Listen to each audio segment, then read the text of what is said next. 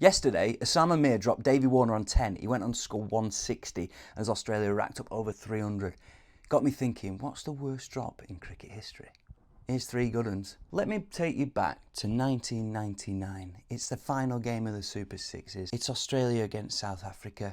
If South Africa win, they finish top of the group. If Australia lose, they go out. Game is evenly poised. Australia chasing 270. There's 120 more runs to win. Steve Waugh's on 50. He spoons up a little lollipop to Herschelle Gibbs, one of the jet fielders of his generation. And what does Gibbs do? He just chucks it on the floor. It's one of the worst drops you've ever seen. Waugh goes on to score 120 red. Australia win that game to go through to the semis. They face South Africa in the semis.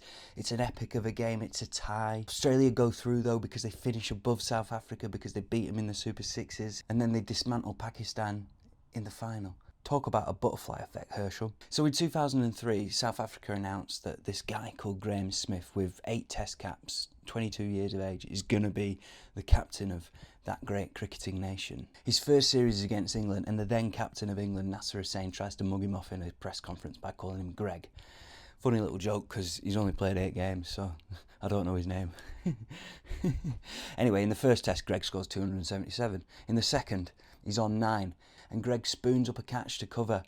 And who stood there? It's Nasser Hussain, the England captain.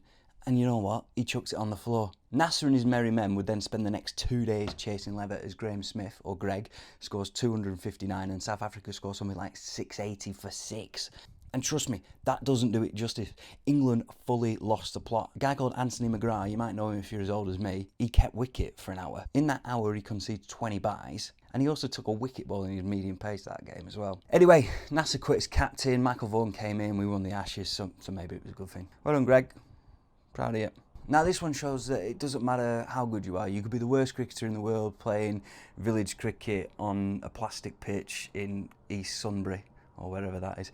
Or you could be the greatest batter of your generation, like Virat Kohli. You're still going to drop them, and they're still going to cost your team. Brendan McCullum, inventor of Bazball and all good things cricket, well, before he was wearing bucket hats and smoking vapes with his feet up on the balcony at dressing rooms, he was actually an absolute jet of a cricketer. It's the second test. I think it's the Basin Reserve, I'm not sure. New Zealand are 1-up in this series. India are on top. They have got New Zealand by the scruff of the neck. Brendan McCullum's on 9. He hits one to Virat Kohli at short mid-wicket, and you guessed it, Virat Kohli chucks it on the ground. B-Mac would then go on to score 302. Imagine dropping someone on 9 and they score a triple 100. Has anyone got a story as good as that? I don't know. If you do, let me know.